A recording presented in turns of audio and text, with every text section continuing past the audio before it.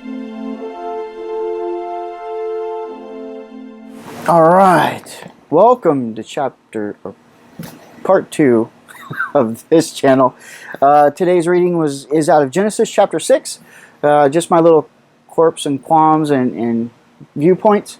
Again, it's one of those times when the little boy inside of me gets to dream and create and come up with some really wild ideas sometimes. And so hopefully you're checking me, double checking. You can ask Uncle Google there. There's a couple chapters back where we're talking about the ribs of Adam and how Adam was missing a rib. And I was pondering whether we still had that missing rib. Well, if you Google it, no. And the reason is because DNA is DNA. So when he produced children, all the children's, male children especially, still have 12 ribs on each side. So it was only Adam had that rib removed to make woman, Eve. And the other cool thing is, I thought about it, and I've heard this before, and it's one of those things I want to share with you because it's a really cool idea. Adam and Eve were created physically by God. He touched them and he physically created them. So, if that's true, they weren't born of the womb. They never had what was called an umbilical cord, and it goes down into your belly, and then it's where you get fed, for all the kids that need to know that. So I'm guessing that if you ever run across anybody that does not have a belly button, it's probably Adam or Eve. How cool is that? All right, cool. So Genesis chapter 6. Today we're reading out of, a new version. Chapter 1 is a different version. Chapter 2, or the second part, is going to be the English Standard Version. Hopefully I don't fumble through this one as bad as I did the other one. All right, chapter 6. Let's begin. When man began to multiply on the face of the land, and the daughters were born to them, the sons of God saw that the daughters of man were attractive, and they took as their wives any that they chose. Then the Lord said, My spirit shall not abide with man forever, for he is flesh. His days shall be 120 years. Wow, lots happened here. Okay, so we have some questions, right? Men began to multiply on the face of the land, and daughters were born to them. Okay, so people were being productive. They're doing what God told them to do, right? Increase, multiply. Then the sons of God saw the daughters of men were attractive. Okay, sons of God. So is this a different kind of creature? Is this a title for men? Let's put that question in there. Is that what's going on there? Okay, so they were attractive, and they took as their wives, they took any as they chose. They took any wife that they chose. And the Lord said, My spirit shall not, and that's funny too. Was it one of those cavemen things where they had a club and they're like, oh, I'm gonna be like you. Drag you home? I don't know. That would be, that'd be sad. That would kind of hurt, wouldn't it? You get a knot on your head before you get married. Then your veil couldn't fit on there. It's like, oh man, that's terrible. All right, so they took any they chose. The Lord said, My spirit shall not abide in man forever, for he is flesh. Okay. He can't abide with him because he's flesh. There's something about the flesh, right? The flesh is interesting. It's not our whole being, obviously. Well, not obviously yet, but it is not part of our whole being. Flesh is just flesh. It's a physical, mechanical thing. It's. I think it's more of there's a spiritual side of you too. You have a soul, and so this is talking about the flesh of men. It's physical desires, pleasurable. When you're going on down a slide, you're having fun. I think that's part of the fleshly side, not your spiritual side, but your fleshly side. All right. So he said, My spirit shall not abide in man forever, for he is flesh. His days shall be 120 years. All right, so here's another thing. We got a limit. We just got our limit put onto us for our ages, for our years, right? Remember before, men were living 800, 900 years old, living to 130 years and then deciding to have kids. So now we've got a limit. So things got to happen faster for men. If you want to have kids, you better have them earlier before you hit 100. Okay. The Nephil. Okay, the next line. This is one of my favorite. The Nephilim were on the earth in those days, and also afterward. Then the sons of God came in the daughters of man, and they bore children to them. These were the mighty men who were of old, men of renown. All right, so here comes these the sons of God again, right? Another, and this is like after they married them, they started having kids with the daughters, right? And here's the funny thing: it doesn't say actually that they married them, so we can only speculate. But it says when that combination happened, when the daughters of man and the sons of God had children, those children were mighty men of old, men of renown. Okay, so here comes the boy inside me. What if? What kind of men are those? What kind of people are those? It could be women too. I mean, did we have like Wonder Woman type of women here? With like superpowers and all these things, or were they like men that could like, do extraordinary things? It says men of renown. Now, with all of our historical records and things like this, I don't think we go that far back. This is the only thing we have to go that far back. The Holy Bible is the only thing we have historically to go that far back until we find documents like that. And even then, this is pre-flood, which we're going to find out here in a minute. It's pre-flood, meaning if there were records written about it, they're probably gone and destroyed anyways. So, I'm thinking superhero kind of things. And men of God again. So as the men of God, are these angels? Are these a separate group that he created separately and called them, hey, you're the sons of God and you're a man? Because we definitely have that. We have men and then the sons of God. All right, so let's continue on. The Lord saw the wickedness of man was great on the earth. Okay. And every intention of thoughts of his heart was only evil continually. So he's constantly thinking of evil. Constantly thinking of evil things to do. This may be part of the flesh side. And the Lord regretted that he had made man on the earth, and it grieved him in his heart. Okay, so wait a second. I thought, there's a lot of people out there, kids, that think that God is heartless and has that doesn't care about man or an individual person, and he's like like a kid with a magnifying glass on ants in a hill, and he just destroys whatever he wants and whenever he wants. But it says here, he regretted it. You regret it. Have you ever had a regret in your life?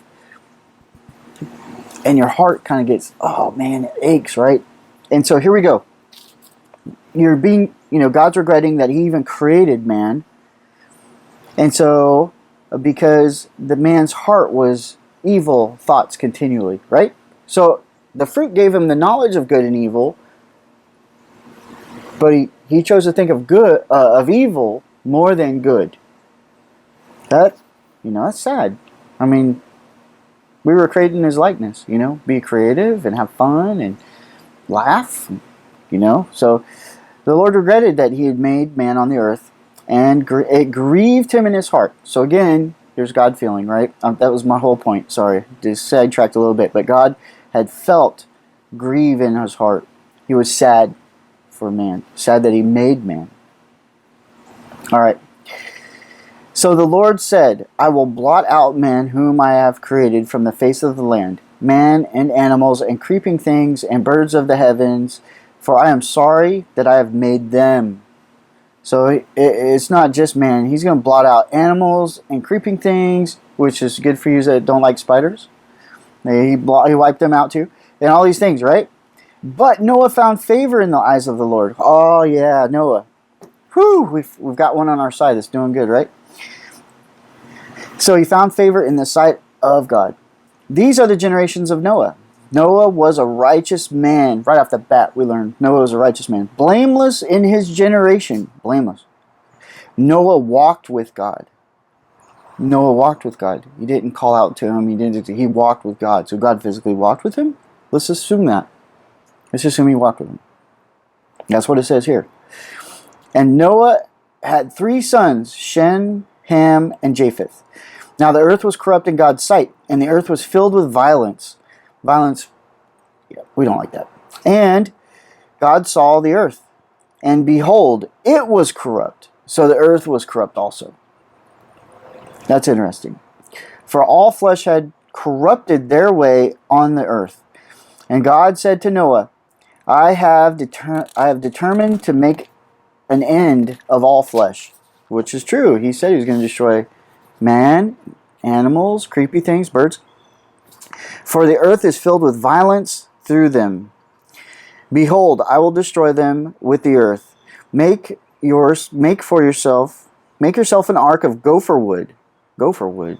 Oh, never heard of it. Have you?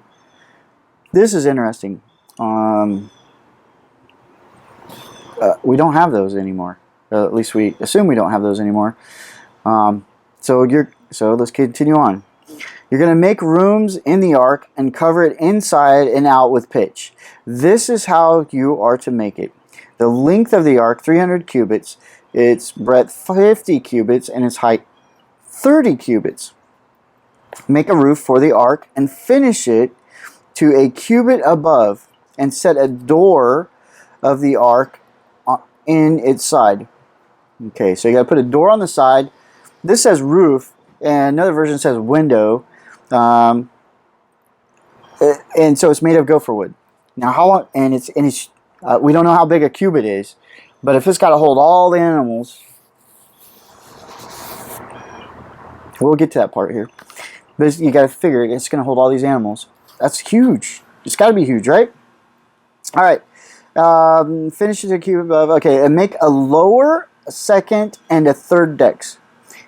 For behold, I will bring a flood of waters upon the earth to destroy all flesh, in which is the breath of life under heaven. Everything that is on the earth shall die. But I will establish my covenant with you, and you shall come into the ark, you and your sons, your wife, and your sons' wives with you. And everything of all flesh you shall bring 2 of every sort into the ark to keep them alive with you. So he's talking about animals there, birds, creepy crawly things. They shall be male and female, of the birds according to their kinds, and of the animals according to their kinds, and of every creeping thing on the ground according to its kind. Great, spiders are back in.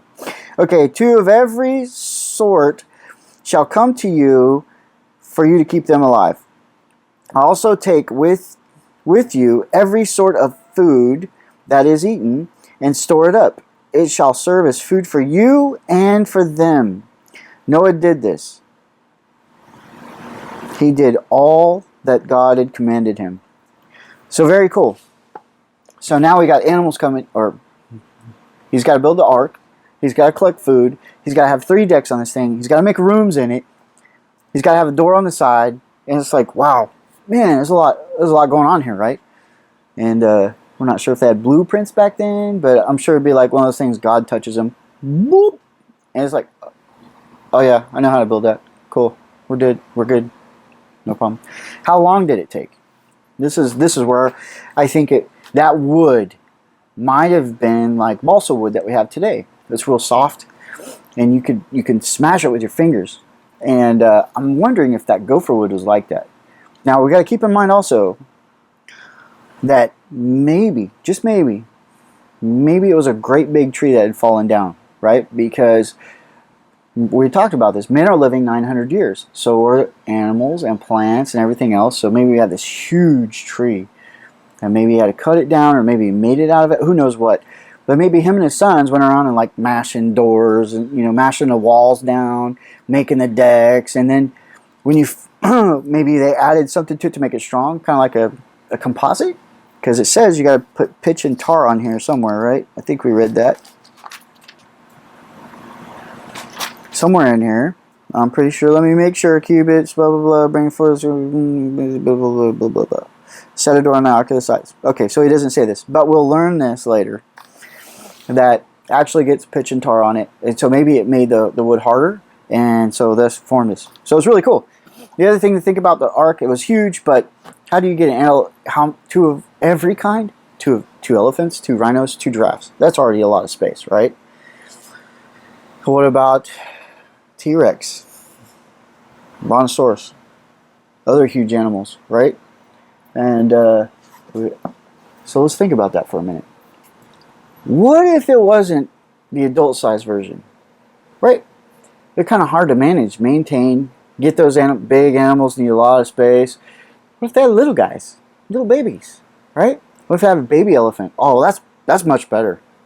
You know, it's lighter, eats less, so logistically, you don't have to have a bunch, a ton of whatever they eat, hay and corn or whatever they eat on the ark. So yeah, you can minimize it, right? And maybe a lot of them were drinking milk. Who knows? And you have tiny goats, tiny sheep, tiny horses, and babies. All babies. Think babies, right? I think that'd be pretty cool. And then baby spiders. They're super tiny. And so all these bugs, all these things were on the ark. Snakes, lizards, but they're all the small version. To me, that makes sense. And I think that would be awesome. Because you're not really scared of a baby tiger, are you? But that's the other thing, too. They were wild animals. So obviously they came to him, right? Maybe? Or did you go out and have to capture them? I don't know. But 2 of every kind came to him. So obviously, maybe they just came naturally. They knew the waters were coming, so they got chosen. God said, hey, you go, you go, you go, you go, you go. And they showed up. And what a relief. Could you imagine? I mean, I'd be worried about it. Oh, man, I got lions on board. They're going to eat me. They're going to wipe me out. They're going to, like, scratch my face or something. I don't know. You know? And then they show up as these little tiny babies. And be like, oh, they're so cute. Come on. Come in. Wouldn't that be cool? I think it'd be neat. So, we're getting ready for the big flood. Everything kind of happens. And I think this is really cool because I think the flood is a catastrophic event, meaning it is huge. It changes planet Earth. And it also, there's a lot of evidence to show that there is a flood, was a flood that happened. Yay, this good stuff. All right, so wherever you're at, I hope you guys have a great day. Sit there and think about those kind of things. This is the fun part of the Bible that I love. I love this part. Being able to let my imagination go wild. And you see why I like Genesis so much. It's the beginning of things, right? And to be able to kind of get a picture of what happened. And let our minds go wild with it. So I hope you get something out of that today. Again, have a great day. And we'll see you next time. Bye.